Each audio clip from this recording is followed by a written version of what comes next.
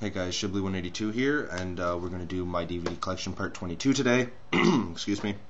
I picked this up about a week ago, so I'm just going to do it now and get it done with, get it out of the way, get back into my older DVDs and stuff. But The Last House on the Left remake, I truly enjoyed this film. Pretty much anything Wes Craven does, I'm a huge fan of. I've always been a big fan of Wes Craven. Most of you guys know that though. Not my favorite director, but definitely one of them. And the original Last House on the Left is definitely my all-time favorite film of all time. So I might be a little biased in this review just because of that fact that the original is my favorite, so I kind of biased on this movie. I enjoyed it that much more. It's not better than the original in any way, shape, or form, but I enjoyed it. So yeah, this version of the film, you have the Collingwood family, I believe. The father's a doctor. They got a daughter, Mary. And they're going into the wife's brother or the wife's family cabin or something, just to get away for a couple days, a little vacation or something. And their daughter Mary ends up wanting to go see one of her friends, Paige, who works at a convenience store in town. So her parents give her the keys to the car and let her go off to visit her friend Paige. She gets there, they're hanging out at the grocery store, and this boy named Justin comes in. Who's kind of being sneaky, just kind of grabbing some food off the shelves and stuff, and he comes up to pay for it. He says to the girls that he overheard them talking about smoking pot and stuff, and that he knows where to get this pot, and it's top notch. So Paige, Mary's friend, is all for this. So she wants to go with Justin, smoke up, have some fun. Mary's kind of iffy on it. She's like a marathon swimmer or something, so she's not into the drug scene or anything. She's a healthy girl who focuses on fitness and her swimming and shit like that. So yeah, she's not really into the smoking weed and stuff. So while Paige goes into this hotel room with this Justin kid, Mary stays out in the truck. Now, before all of this, you also see this guy right here, Krug, who plays Krug in this one. He's being transported by detectives at the very beginning of the film. And they get in a car accident, and his buddies help him escape, and he kills the cops. It's kind of a disturbing scene there where he's holding the detective's picture of his kids in his face, making sure that's the last thing he's ever going to see. Definitely a little disturbing. Not the last thing I would want to see before I died. But yeah, so yeah, he's kind of escaped, and the reason I said that is because this Justin kid that comes into the convenience store ends up being his son. Mary's sick of waiting in the truck outside, and she decides to go in and get her friend. It's time to go. Let's get out of here. So she goes in to get Paige, and Paige is just kind of slacking, like laziness. She's not leaving. And before they know it, Krug and his gang of criminals come back to the hotel room and see Mary and Paige there.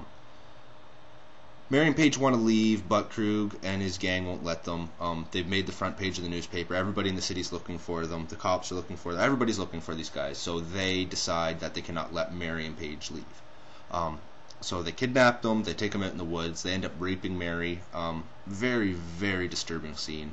I don't know which rape scene is more disturbing. Probably the original, in my opinion. This one goes on a little too long, but definitely the original rape scene I think is a little more disturbing. And after that, they end up killing her friend Paige. I hope I'm not spoiling this for anyone. If you haven't seen this, I'm sorry.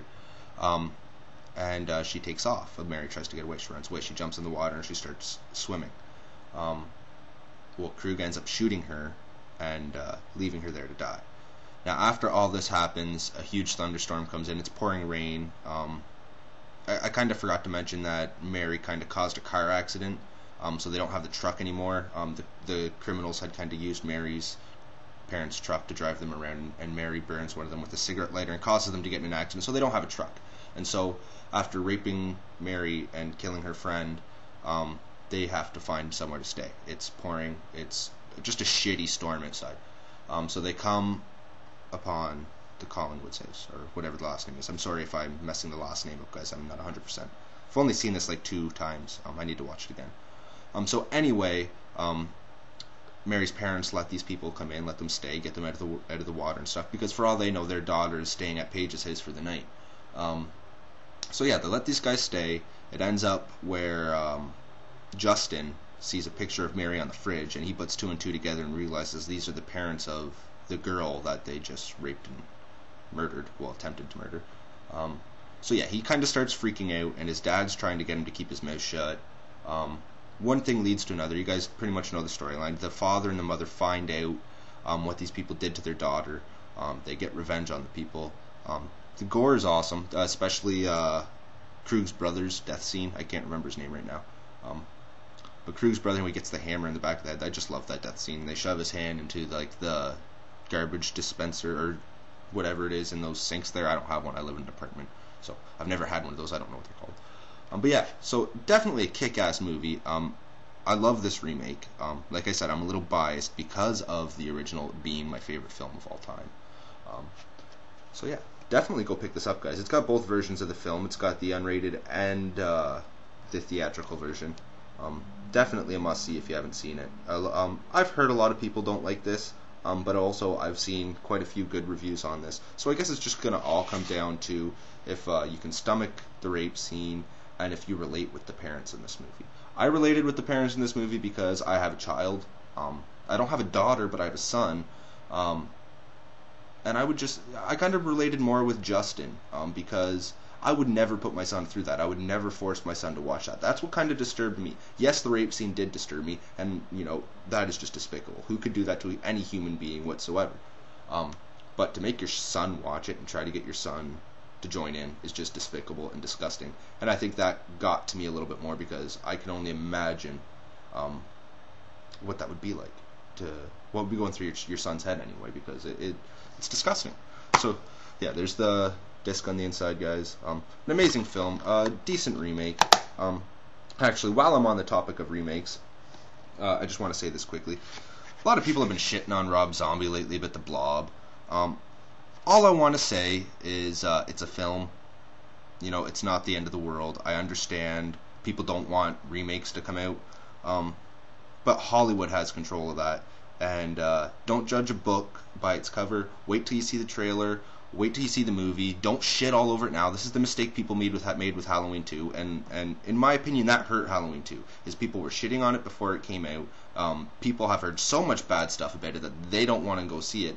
They're not even giving the film a chance, and this is going to happen with The Blob too if you people continue this. So, you know what? If Rob makes The Blob, who cares? The 1980 version is still there. The original version is still there. You don't have to go to the theater to go see it if you don't want to. Do not shit on him because he is a talented director. He has never made a single bad film, in my opinion. The Devil's Rejects, House of a Thousand Corpses, Halloween, Halloween 2, they're all great films. I can't wait for The Haunted World of El Super Bisto. Rob Zombie, you are a god. I love everything you make. Thank you. Don't listen to the assholes. So yeah, go pick up Last House on the Left, the remake and the original, because they're both good. If you're just going to pick one and you're just going to watch one of them, watch the original because it is a classic and it is untouchable. It is just absolutely amazing. So, thanks for watching, guys. Every single one of you kick ass. Join the Rot Army. If you haven't seen Halloween 2 because all you've heard is bad shit about it, go see it because it is an awesome movie. I love everything about it. Except maybe young Michael, but you guys know all that. I'm not going to get into that again. Have an awesome day, and I'll talk to you later.